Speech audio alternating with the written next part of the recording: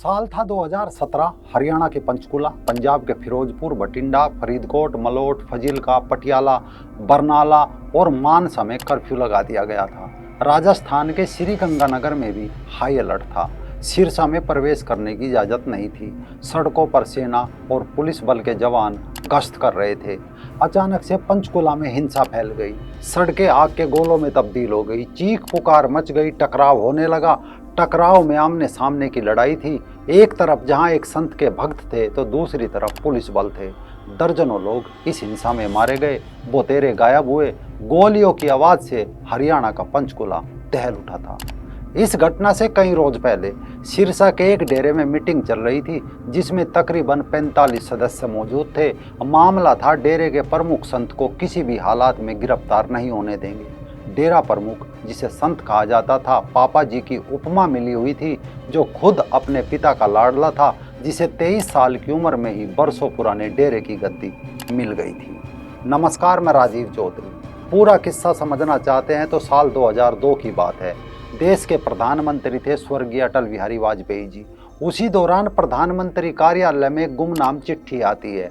चिट्ठी लिखने वाली एक साध्वी थी, जिसने डेरे के प्रमुख द्वारा यौन शोषण किए जाने का वाकया लिखा था कि डेरे में मौजूद अधिकांश लड़कियां 30-40 साल की हो चुकी है, शादी से उम्र भी निकल चुकी है।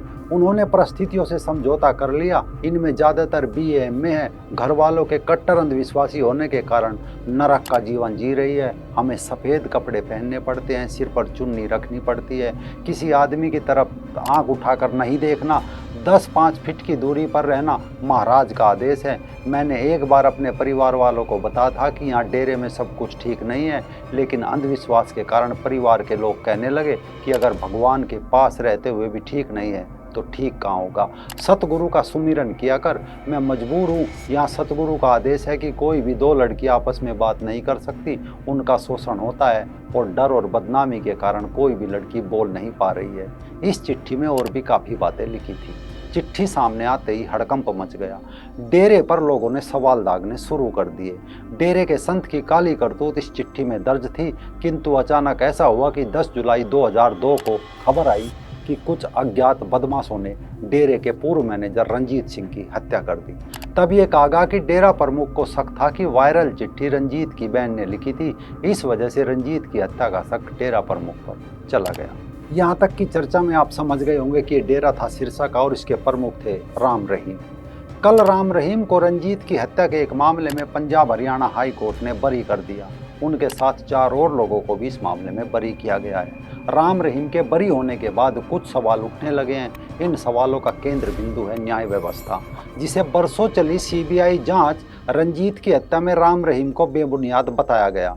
लेकिन इससे पहले जब सजा हुई थी तो इसी जांच में से एक बुनियाद माना गया था। दूसरा सवाल ये बना कि 25 अगस्त साल 2017 को डेरा मुखी के दोषी करार होने के बाद 3 दिनों तक पूरे पंचकुला हिंसा में झुलस उठा था, जिसमें 40 लोगों की जान गई थी। आखिर इसके लिए जिम्मेदार कौन है और उनके परिवार को हुई नुकसान की भरपाई कैसे होगी? जब दंगों की जांच कर रही टीम ने गिरफ्त में आरोपियों से पूछताछ की तो चौंकाने वाली बात निकलकर सामने आई थी। जांच में सामने आया था कि दंगों से ठीक पहले डेरा सिरसा में एक बैठक हुई थी, जिसमें डेरा प्रमुख राम रहीम के खास हनीप्रीत समेत लोग डेरे की 45 सदस्य कोर कमेटी के सदस्य शामिल थे। उसमें यह फैसला लिया गया था कि अगर कोर्ट राम रहीम को दोषी करार देती है तो पंचकुला में दंगे शुरू करा दिए जाएंगे। जाँच के दौरान ये भी खुलासा हुआ था कि इन दंगों की आड़ में डेरा प्रमुख राम रहीम को विदेश भगाने की भी साजिश थी, जिसमें राम रहीम की सुरक्षा में तैनात Haryana police, Punjab police, Rajasthan police और राम रहीम के निजी सुरक्षाकर्मी शामिल थे। क्या ये जांच रिपोर्ट उस वक्त झूठी थी या फिर हनीप्रीत का वो कबूलनामा जो उसने हिंसा के लिए कबूला था? दरअसल किस्से को पूरा समझिए कि कैसे एक मामूली इंसान आस्था और ईश्वर के आधार पर संत बन जाता है, वो लोगों का पिता बन जाता है, कैसे वो अपने इशारे पर सत्ता और न्याय व्यवस्था को नचाने लग जाता है। ये कथित संत धर्म की आड़ में हजारों करोड़ का साम्राज्य चलाते हैं, क्योंकि ये कथित संत शोषण करते हैं, क्योंकि ये कथित संत पकड़े जाने से पहले सच के सारे सबूत मिटाने की कोशिश करते हैं, क्योंकि ये कथित संत पकड़े जाने के बाद अपने गुर्गों और भक्तों के जरिए अपने गुनाह को ढांकने की कोशिश करते हैं, क्योंकि ये सब संत हमारे और आपके आसपास ही ऑपरेट करते हैं। संत बनने से पहले गुरमीत का भी एक सामान्य सा परिवार था जिसे उसने त्याग दिया, लेकिन अपनी जिंदगी के तमाम दोगलेपन की परिपाटी को आगे बढ़ाते वो अपने परिवार का मुखिया बना रहा। उसकी जिंदगी की कहानी उसकी फिल्मों की तरह ही रंगीन बन गई।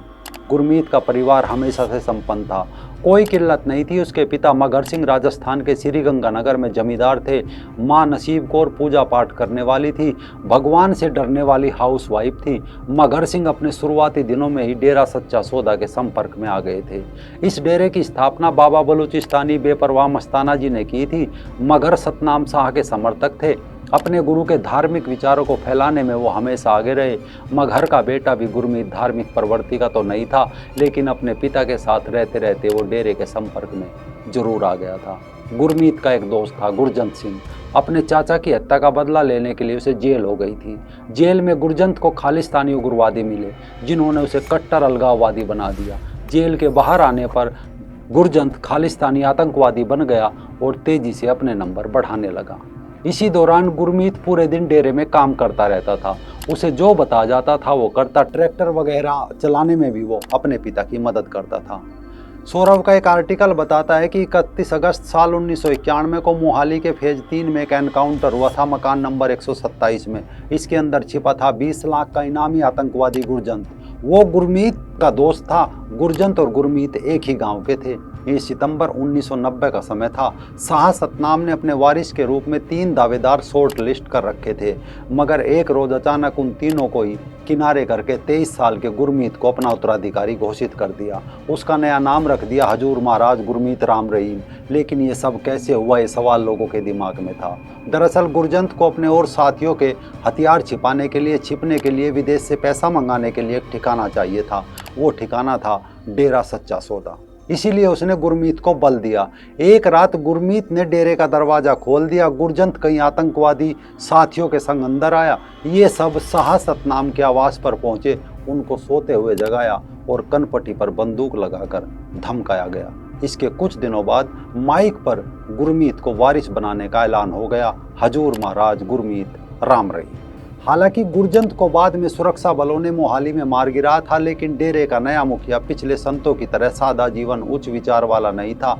चमचमाते कपड़ों के प्रति उसका प्रेम बाद में उसकी पहचान बन गया। खुद को अविवाहित घोषित करने से पहले ही उसके 3 बच्चे हो चुके थे, 1 बेटा 2 बेटियां। अपने जिस परिवार को उसने सार्वजनिक तौर पर त्याग दिया था, वो डेरे में उसी के साथ रहता था। वो खुद साधिकाओं से घिरा रहता था। बाद में उसने एक जवान लड़की हनीप्रीत को अपनी बेटी घोषित कर दिया। ये तीनों लड़कियां खुद को पापा की परी बुलाती थी। डेरे के बाकी श्रद्धालु भी गुरमीत को पिताजी या पापा जी कहकर बुलाने लगे। गुरमीत की दोनों बेटियां अमरप्रीत और चरणप्रीत की शादी ऐसे लड़कों से हुई थी जिन्हें बाबा राम रहीम ने फैंसी नाम दे रखे थे। चरणजीत के बेटों को स्वीट लक सिंह और सुबह ए दिल नाम दिए गए। गुरमीत की दोनों बेटियों ने मैसेंजर ऑफ गॉड सीरीज में उनकी फिल्मों में काम किया। गुरमीत के दामाद डेरे के बिजनेस को संभालने में उसकी मदद करते थे। गुरमीत के बेटे जसमीत इंसा की शादी पंजाब के कांग्रेसी विधायक हुसनमीत कौर से हुई, जिसके उसके नाम के आगे भी अब इंसा लग चुका है। बताते हैं कि ध्यान लगाने और लड़कियों का यौन शोषण करने के लिए गुरमीत ने डेरे के अंदर गुफानुमा अंडरग्राउंड घर बनवाया था।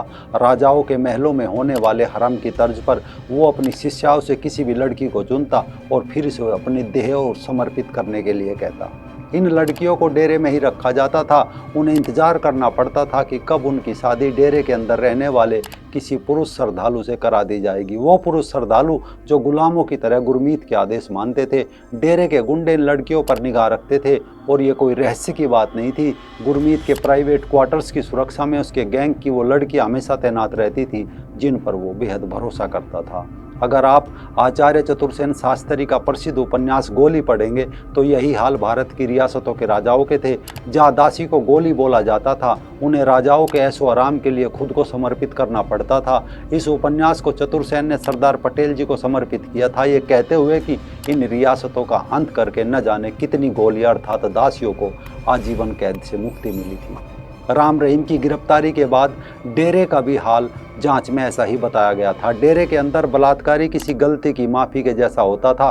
बाद में कुछ महिलाओं ने खुलासा किया कि उन्हें ऐसा महसूस कराया जाता था जैसे उन्हें आशीर्वाद दिया जा रहा हो, लेकिन ऐसा सबके साथ नहीं था। जिन 2 महिलाओं ने गुरमीत के खिलाफ गवाही दी उनकी कहानी कुछ ऐसी थी। साल 2002 में गुमनाम रहकर प्रधानमंत्री अटल बिहारी वाजपेयी को चिट्ठी भेजने वाली महिला ने सीबीआई कोर्ट में बताया था कि 28-29 अगस्त 1999 की दरमियानी रात पिताजी ने माफ़ी देने के लिए उसे अपनी गुफा में बुलाया था। गुरमीत ने साथ न देने पर उसे हत्या की धमकी दी थी। इस रेप की वजह से उसे डेरे की हकीकत पता चल गई थी। जब महिला ने अपने भाई रंजीत को इसके बारे में बताया तो अपनी बहन के साथ डेरा छोड़कर चला गया था। बाद में रंजीत की हत्या हो गई थी। शिकायत करने वाली दूसरी महिला डेरे के अंदर पली बड़ी, जहां उसके माता पिता एक स्कूल में पढ़ाते थे। वो अपने गुरु की गुफा की सुरक्षा में खड़ी थी। गुरमीत ने उसे अंदर बुलाया, वो चली गई।